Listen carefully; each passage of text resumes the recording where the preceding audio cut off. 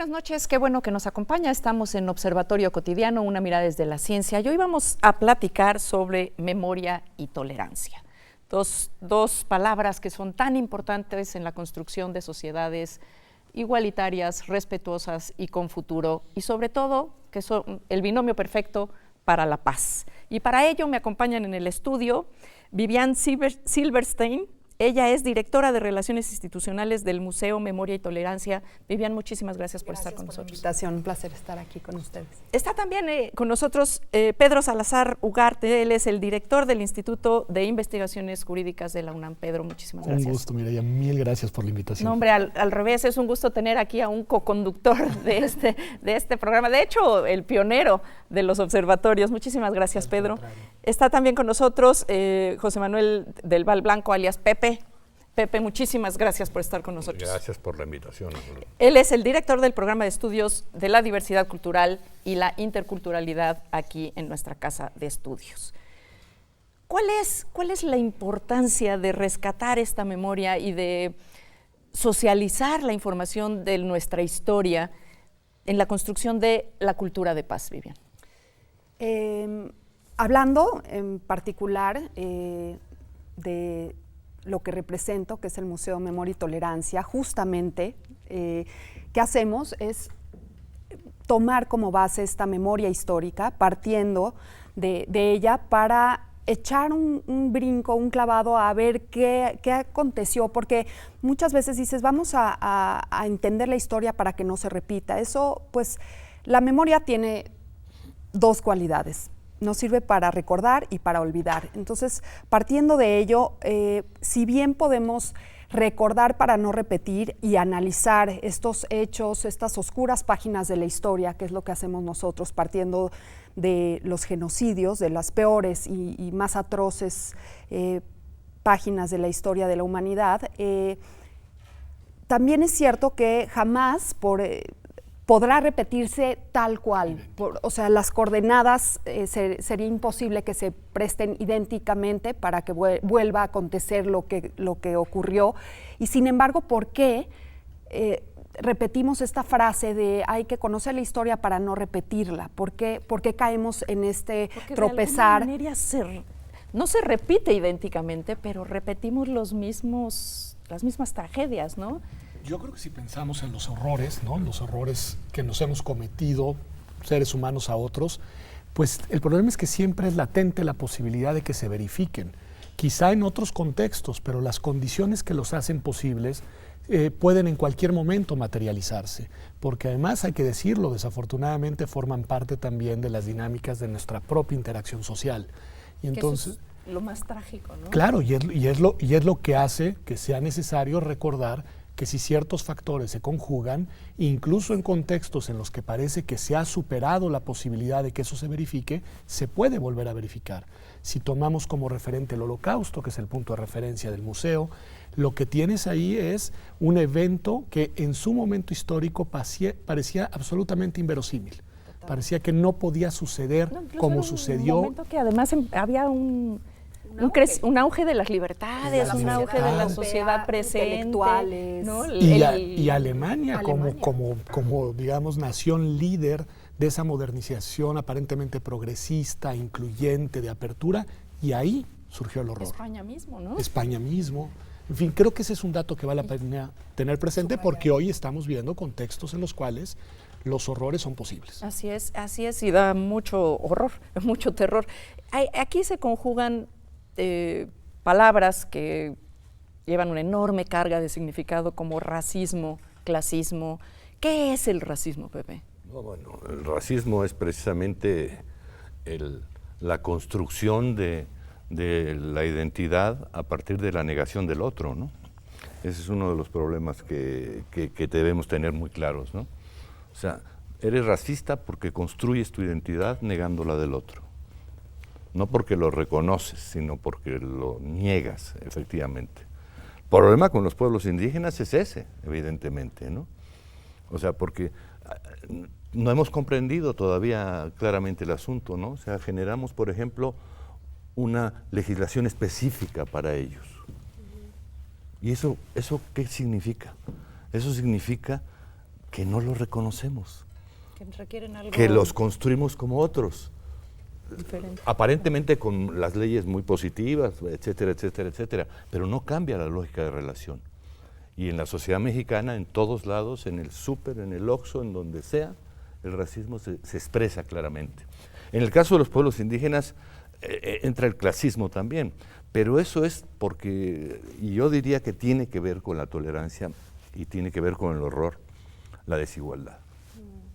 La desigualdad, que ese es un elemento que no puedes sacar, ¿no? Para entender la lógica de relación entre las sociedades contemporáneas. Y uno de los grandes problemas que tenemos ahora y que nos pone en un riesgo de que pasen cosas así es la brutal desigualdad que está creciendo en el mundo, ¿no? De manera extraordinaria. Por ejemplo, en Europa es sorprendente lo que está pasando.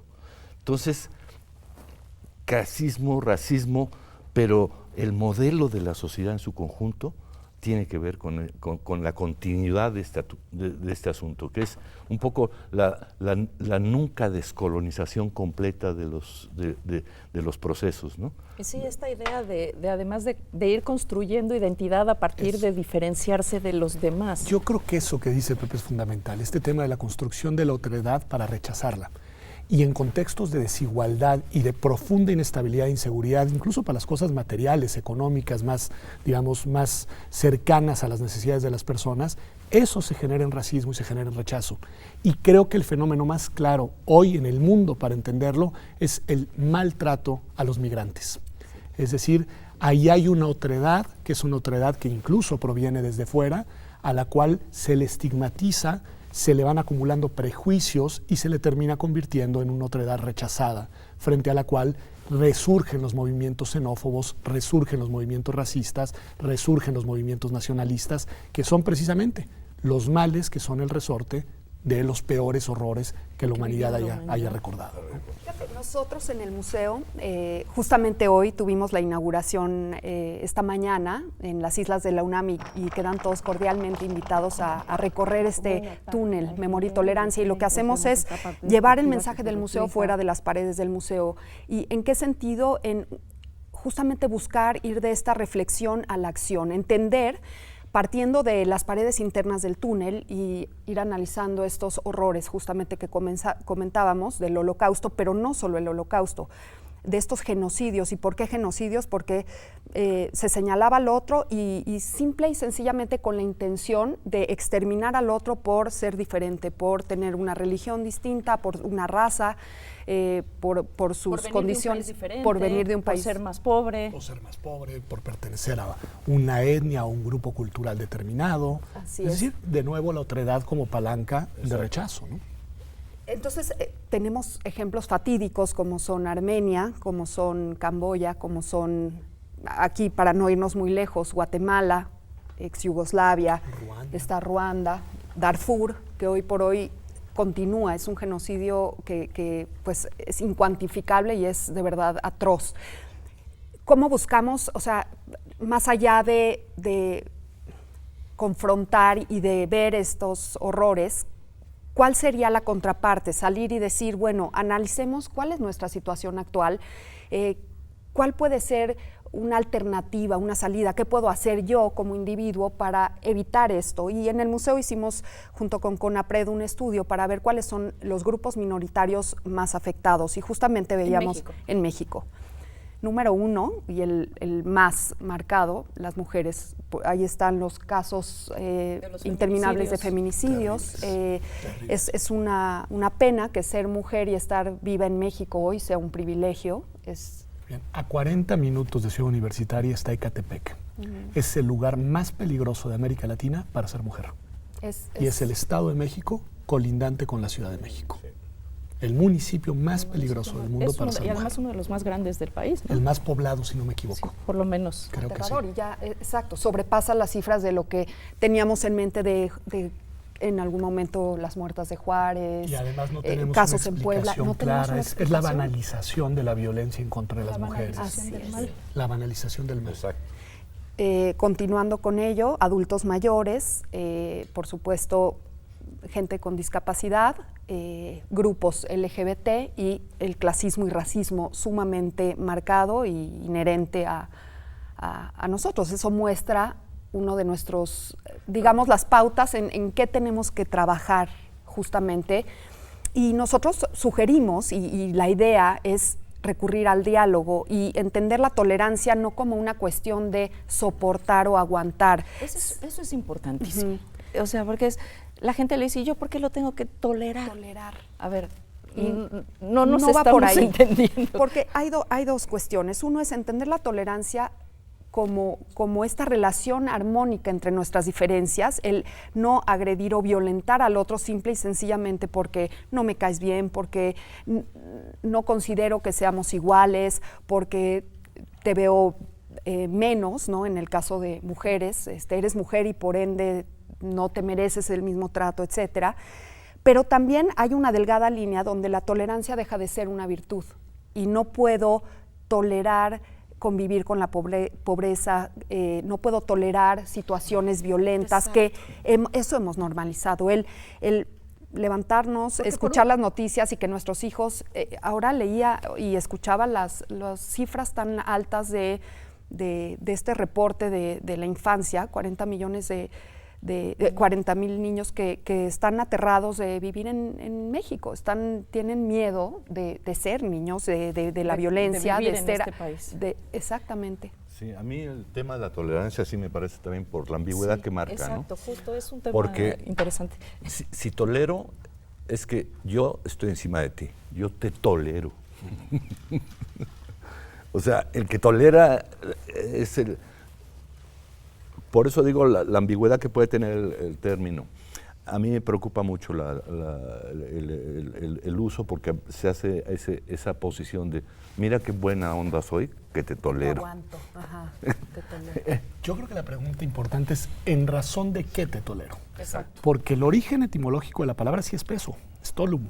Es decir, es algo que en principio tenderías a suprimir, reprimir, ¿no? Exacto. Y sin embargo, en aras de un principio superior, en aras de un ideal superior, en aras de un bien mayor, entonces incorporas y toleras.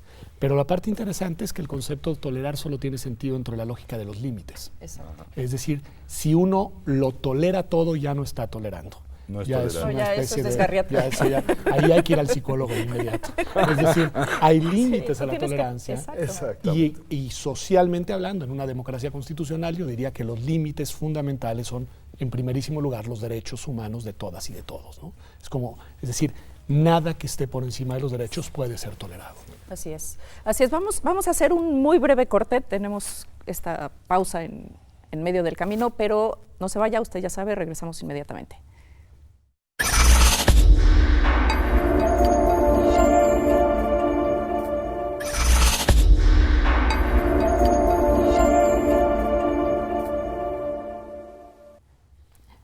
Qué bueno que sigue con nosotros, estamos en Observatorio Cotidiano y estamos hablando de memoria y tolerancia y la importancia de esto en la construcción de sociedades integrales, integradas, que realmente empecemos a construir un futuro diferente. Y esto también en algún momento me gustaría que pudiéramos tocar ejemplos de pasado, sociedades que han sido tolerantes, sociedades, ya mencionamos un poco el Holocausto, que han sido tremendamente intolerantes, qué es lo que ocurre y en qué momentos y cómo se construye esta pérdida de la tolerancia. Y si podemos entrar un poquito más a la tolerancia como un agente de cambio.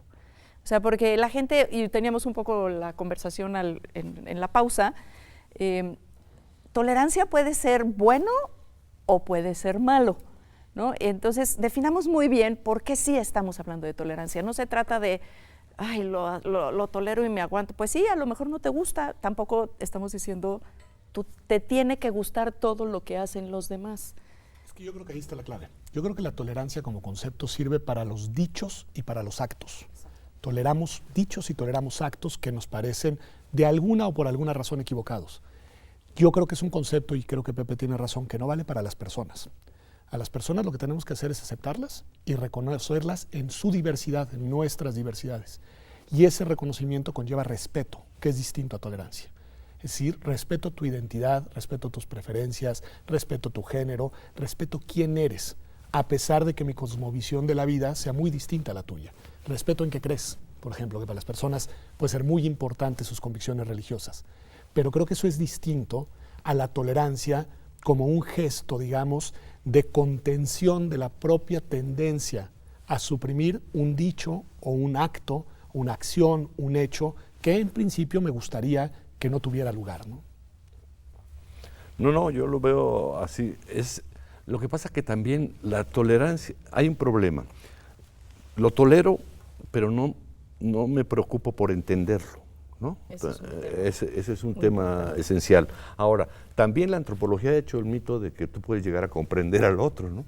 El problema es que hay un punto en que el otro es incognoscible, realmente incognoscible. ¿Cómo estamos preparados para no entender al otro, comprenderlo al otro y respetarlo? No tolerarlo, sino respetarlo. Es decir, no lo entiendo, pero lo respeto. Es lo que hacemos con las religiones, ¿no? O sea, dices... Que yo creo que es donde menos respeto hay al otro, pero no. Pero ha ido creciendo. Sí. De gran violencia por intolerancia. Absolutamente. O sea, históricamente, sí, las luchas religiosas, las incomprensiones religiosas, las discriminaciones por religión o por pertenencia a grupos asociados a religión, ha sido uno de los motivos de peores violencias. Creo que si nos basamos en partiendo de los prejuicios y estereotipos que existen y existen y todos prejuiciamos y todos tenemos estereotipos y son parte de lo que nos brinda cierta seguridad, o sea, no nos vayamos más lejos, ¿no? O sea, si te dicen... Tu identidad de grupo. Exactamente, que eso es lo más terrible, ¿no? Es esa lo identidad más terrible. De grupo que pero entonces tenemos grupo, yo creo que donde tenemos que ser muy conscientes, y lo vemos todos los días en nuestra rutina diaria, en la neurosis que tenemos y en lo que verbalizamos, eso, o sea, no nos vayamos a ser tan teóricos, es realmente, y lo que nos sucede en las escuelas, en la convivencia, en las universidades, lo notamos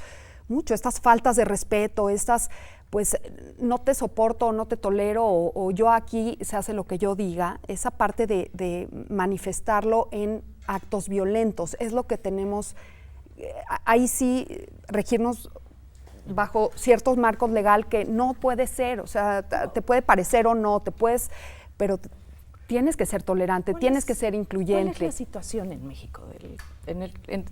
Si habláramos de tolerancia, ¿cuál es?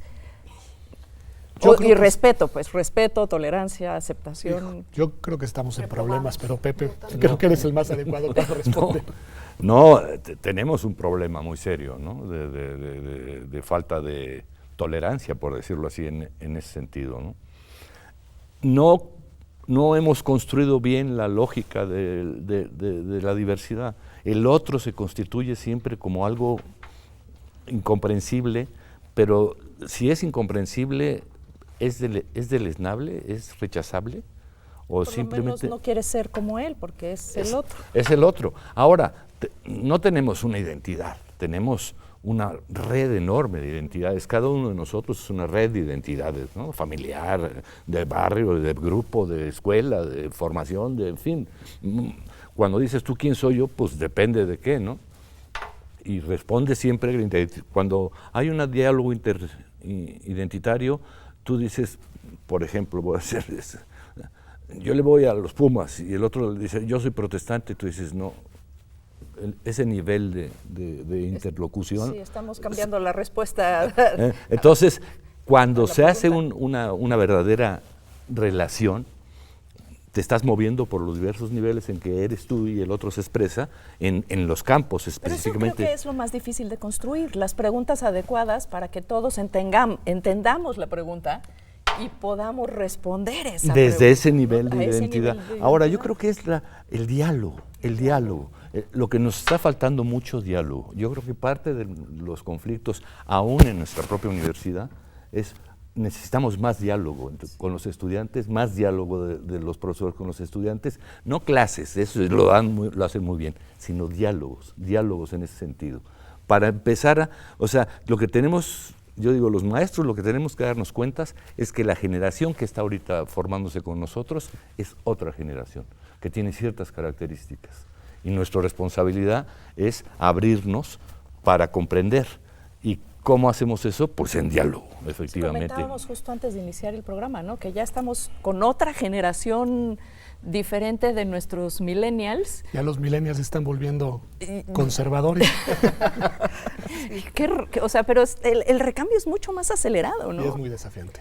Y muy Creo desafiante. que esa parte de las redes sociales podrían ser, es un arma de doble filo, pero creo que en esta parte de educación, de diálogo, de apertura, de tocar temas y justamente encontrar esos espacios en donde reflexionar y poder interactuar y eventos culturales donde pueda haber estos intercambios son siempre muy ricos. Esto que nosotros hemos ido haciendo, esta itinerancia del túnel, que ahora está el túnel Memoria y Tolerancia, que son estos espacios donde la gente puede decir, yo tenía esta idea, es increíble, pero México ya le está pisando los talones a Brasil en crímenes homofóbicos, y en transfeminicidios estamos en los primeros lugares.